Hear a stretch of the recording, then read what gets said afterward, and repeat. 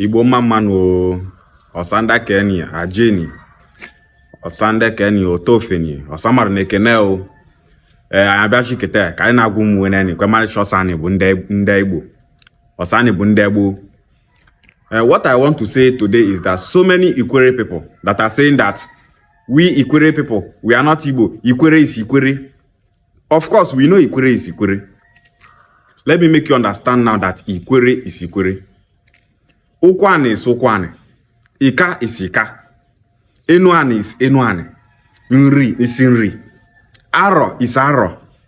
Izi is Izi. Mbaise is Mbaise. Isu is Isu.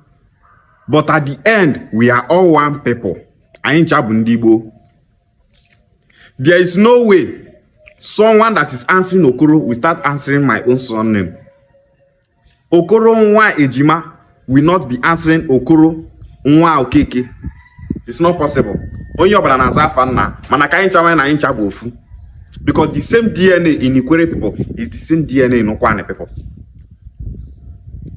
There is nothing like I'm not Igbo because I'm not from Ngwa. I'm not Igbo because of I'm not from Anambra. I'm not Igbo because I'm not from Enugu. Ikwerre is Ikwerre, fine. Ukwuani too is Ukwuani. There's no way an Ikwerre person will identify as Ukwuani person. Never. There's no way an Ukwuani person will identify as a Nri person. Never. Man, one chabu fu, one chabu the same family, one chabu with the same ancestry, the same blood, the same DNA. So stop saying that Ikwerre is Ikwerre like as if someone is forcing you to identify as Igbo. No, you are Igbo. No one is forcing you. If you like, deny it from today to tomorrow. You are still Igbo. Ima putana deny a favor. Neighbor has a favor. Makarine way some identity crisis or some issues with your brother. Sibia is not denying Igbo. Ikwerre is Ikwerre, fine. Igbo. You can't clean it. All the nobalai. Ukwuani is Ukwuani, fine. Ukwuani still remain Igbo.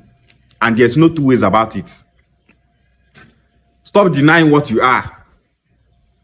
Anyone supporting you and telling any non-Igbo speaking person supporting you, Ikwerre person, telling you Ikwerre is Ikwerre, Igbo is Igbo. Just have it in mind that that idiot is unifying his own people that are speaking the same language with him. Anyone telling you Ukwuani is Ukwuani, that Ukwuani is not Igbo, that same idiot is still unifying with their own people in their region.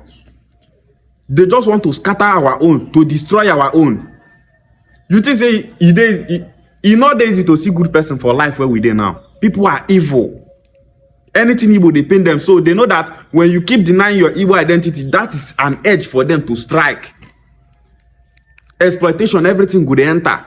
Because these people, they get plan, they get strategy, divide them and rule them. Now be the only thing where they sabi.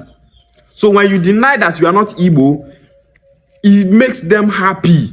They don't like you. You and Ukwuani person saying that you are not Igbo. And those people telling you to always identify as Ukwuani, that Ukwuani is Ukwuani and Igbo is Igbo.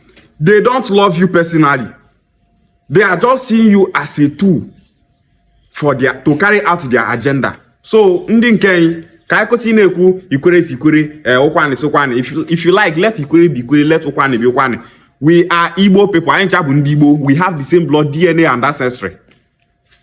Okay? Igbo bofu. And nobody will divide us.